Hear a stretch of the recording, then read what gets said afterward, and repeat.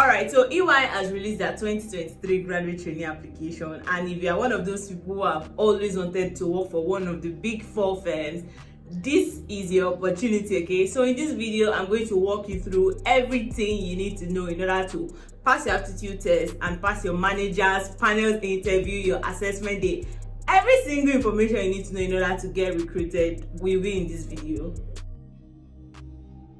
Hello everyone and welcome back to the YouTube channel. I am Rhoda Olabisi. If for the first time, I would need you to smash that subscribe button, okay? It really helps my channel to grow.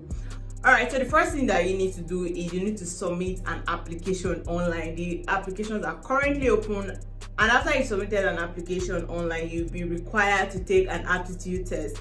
So in my previous videos, I talked about PwC's graduate training program and KPMG's graduate training program. KPMG uses the GMAT aptitude test, so you have to study GMAT in order to pass the aptitude test.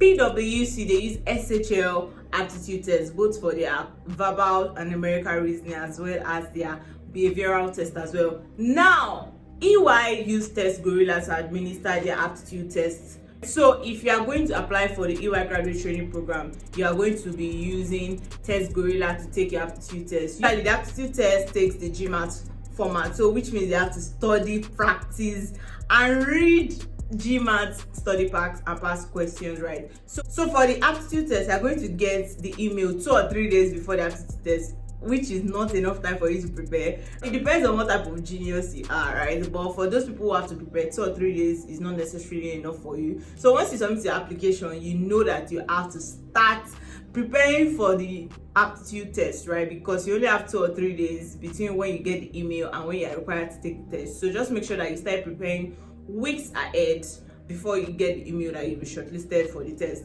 Now, after the aptitude test, if you pass the aptitude test, you'll be shortlisted for the manager's interview. Manager's interview, they mostly ask scenario-based questions. If you've watched my KPMG and PwC videos, you would know that this is something you cannot avoid. They would always ask you scenario-based questions. It's unavoidable. So you need to have a technique or an approach, right? So just go online and search how to answer scenario-based questions. There are 2 approaches that I know about. There's the STAR approach and there's the CAR approach. I personally use the CAR approach, which is context, action, and results. Then the STAR approach is the situation, task, action, and results. So just go online and make sure that you have an approach or a technique or a method to answering these questions. So go watch my KPMG and PwC's video where I explained the way to answer these questions. If not, just Google it online and then you learn how to answer these questions. So if you also pass your manager's interview, you'll be shortlisted for a panel's interview. Now, as you can hear, panel's interview, which means that you have more than one person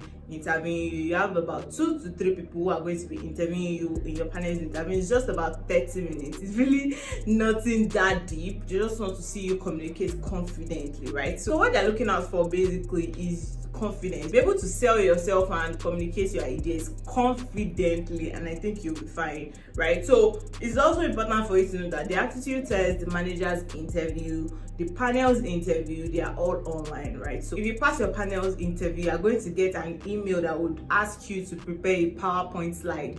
Now, for the PowerPoint slide, they're going to tell you like a maximum number of slides that you have to prepare. It could be 5, for example. And for the PowerPoint slide, they'll ask you questions like why EY, why do you think you're the best candidates, what unit you want to join, and why. Things like that, right? So you'll be required to prepare a PowerPoint slide for presentation, and you'll be required to present that PowerPoint slide on the last stage, which is the assessment day. Now, the assessment day is also a given. Both KPMG and PwC also have these stages. So assessment day is just basically doing case study in a group, right? They want to see your teamwork and things like that. So for EY's assessment day, you'll be required to do a personal presentation of the PowerPoints that you've been asked to prepare, right? After the personal presentation, you'll be shared or divided into groups of 4 and 5, and then you'll be given a case study to defend. And you know how assessment centers work, you know how case studies work. They just want to see your teamwork, so you have to make sure that you're being very vocal, you're communicating with your team members and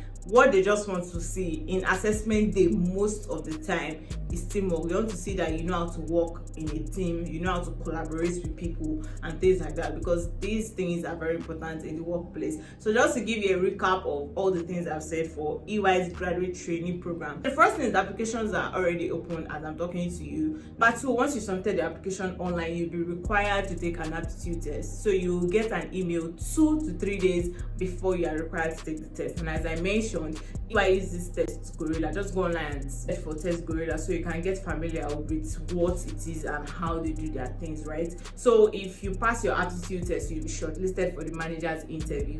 And if you also pass your manager's interview, you'll be shortlisted for the panel's interview, where you'll be interviewed by 2 to 3 people, and it's just about 30 minutes. Now, if you pass your panel's interview, you'll be sent an email and you'll be asked to make a PowerPoint presentation. They will ask you questions like, why do you think you're the best candidate? Why do you want to work at EY? What unit do you want to work and why? After you've done a PowerPoint presentation, you need to have an assessment day. It's when you go for this assessment day that you do the personal presentation of the PowerPoints that you've been asked to prepare. And then the second one is you're going to have a case study. You guys are going to be divided into 4 and 5, and you'll be required to defend a case study. And that is basically a run through of EY's graduate training application process. Do not forget, if you have any questions, feel free to drop it in the comment section. I always respond to each and every one of those questions and comments, right? I found this video valuable. Do not forget to subscribe to the YouTube channel and give this video a thumbs up.